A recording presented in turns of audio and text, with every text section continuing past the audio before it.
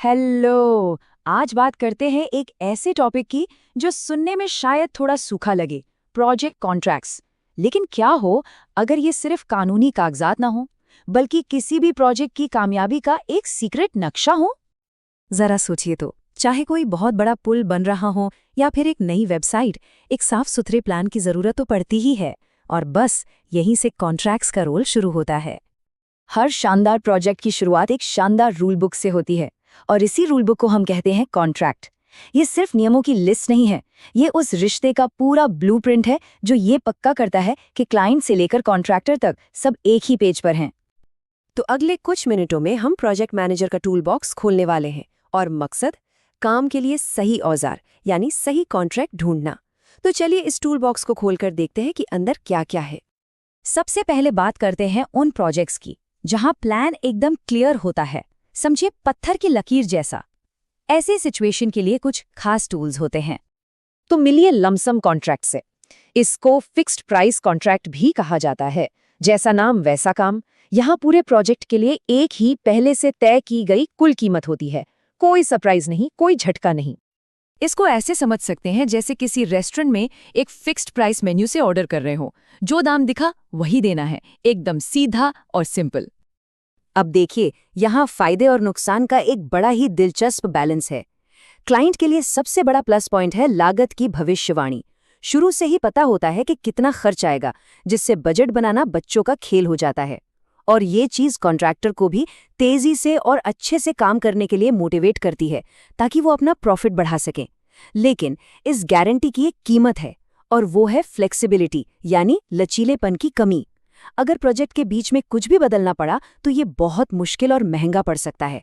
और सबसे बड़ा खतरा ये है कि अगर काम का दायरा शुरू में ही 100% साफ नहीं है, तो आगे चलकर झगड़े होने के चांस बहुत बढ़ जाते हैं।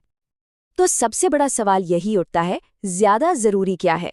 पहले दिन से फाइनल कीमत पता होने की निश्चितता, या फिर रास्ते में प्लान बदलने की आज़ादी? ये एक बुनियादी चुनाव है जो हमें हमारे अगले सेट ऑफ टूल्स की तरफ ले जाता है।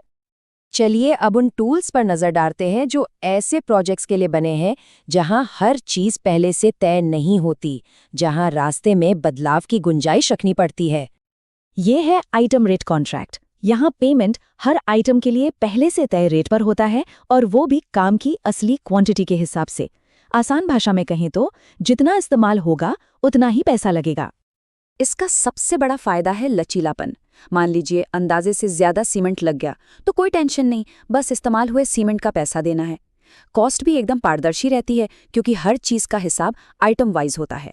लेकिन इसका दूसरा पहलू यह है कि हर एक चीज को नापना पड़ता है, ट्रैक करना पड़ता है, जो अपने आप में एक बड़ा सरदर्द हो सकता है। और अगर काम की मात्रा उम्मीद से कहीं ज्यादा बढ़ गई तो फाइनल बिल भी आसमान छू सकता है, जिससे बजट को कंट्रोल करना एक बड़ी चुनौती बन जाता है। अब बात करते हैं टाइम एंड मटेरियल्स कॉन्ट्रैक्ट की। यहाँ क्लाइंट काम में लगे असली घंटों और इस्तेमाल हुए सामान के हिसाब से पेमेंट करता है। ये तब बेस्ट है जब प्रोजेक्ट का स्कोप या ड्यूरेशन दोनों ही बहुत अनिश्चित हों। इसे प्रोजेक्ट्स का पे एज यू गो प्लान भी कह सकते हैं।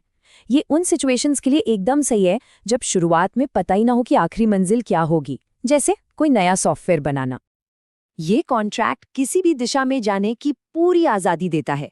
जैसे जैसे प्रोजेक्ट आगे बढ़ेगा, प्लान्स को बदला जा सकता है। लेकिन यहाँ एक बहुत बड़ा लेकिन है। ये आज़ादी क्लाइंट के लिए एक बहुत बड़े रिस्क के साथ आती है, क्योंकि फाइनल कॉस्ट की कोई लिमिट ही नहीं होती। बिल बस बढ़ता ही जा सकता है। इसलिए इस तरह के कॉन्ट्रैक्ट में काम के घंटों और सामान पर बहुत कड़ी नजर रखनी पड़ती है। मतलब फ्लेक्सिबिलिटी की भी एक कीमत होती है। अब जरा टूल बॉक्स के कुछ भारी भरकम पावर टूल्स पर नजर डालते हैं। ये उन बड़े और जटिल प्रोजेक्ट्स के लिए हैं जहां सारी जिम्मेदारी एक ही पार्टी को सौंप दी जाती है। तो पेश है ईपीसी कॉन्ट्रैक्ट, यानी इंजीनियरिंग, प्रोक्योरमेंट और कंस्ट्रक्शन। यहाँ होता यह है कि एक ही कॉन्ट्रैक्टर डिजाइनिंग से लेकर सामान खरीदने और बनाने तक हर चीज की जिम्मेदारी उठा लेता है। ये स्लाइड पूरे प्रोसेस को बड़े अच्छे से दिखा रही है। ये समझिए कि पूरे प्रोजेक्ट की एक ही चाबी है। कॉन्ट्रैक्टर पहले इंजीनियरिंग यानी डिजाइन करता है, फिर प्रोक्योरमेंट यानी सारा जरूरी सामान और मशीनें खरीदता है, और आखिर में कंस्ट्रक्शन यानी उसे बनाता है।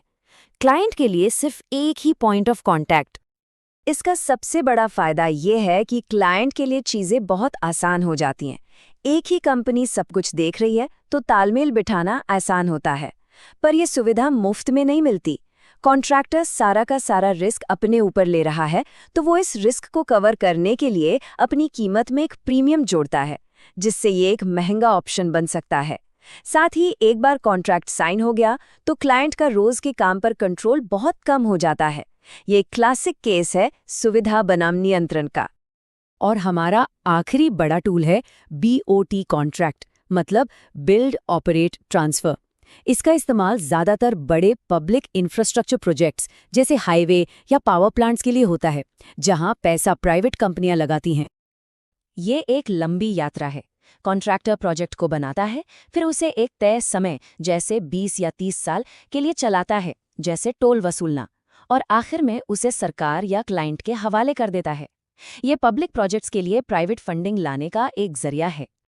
ये मॉडल सरकारों के लिए तो बहुत बढ़िया है, क्योंकि उन्हें प्राइवेट सेक्टर के पैसे और एक्सपर्टीज से बड़े-बड़े प्रोजेक्ट्स बनाने का मौका मिलता है।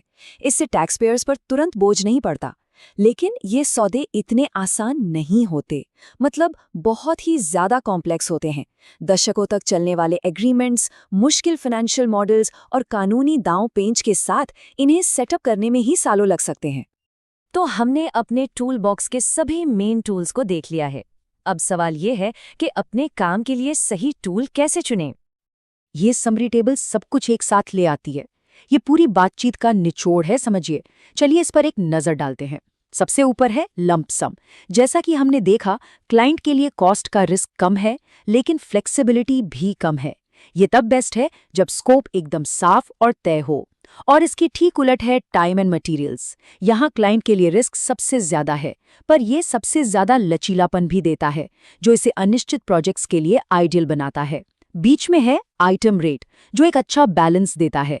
और फिर हमारे पास EPC और BOT जैसे बड़े खिलाड़ी हैं, जो क्लाइंट के लिए कॉस्ट रिस्क कम करते हैं, क्योंकि ज्यादातर जिम्मेदारी कॉन्ट्रैक्टर की होती है।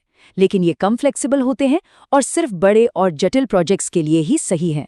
आखिर में सही चुनाव इस बात पर निर्भर करता है कि प्रोजेक्ट कैसा है और कॉस्ट की गारंटी और फ्लेक्सिबिलिटी के बीच कहाँ संतुलन बनाना है। तो अगली बार जब किसी प्रोजेक्ट के बारे में सुनने को मिले, तो इस बारे में सोचिएगा। सही कॉन्ट्रैक्ट चुनना सिर्फ एक कानूनी फॉर्मेलिटी नहीं, बल्कि एक स्ट्रेटेजिक फैसला है। और यह हमें एक आखिरी सवाल पर छोड़ जाता है। जब कॉन्ट्रैक्ट साइन हो जाता है, तो क्या रिस्क खत्म हो जाता है, या वो बस एक पार्टी से दूसरी पार्टी पर शिफ्ट हो जाता है? सोचने के लिए एक बहुत जरूरी सवाल।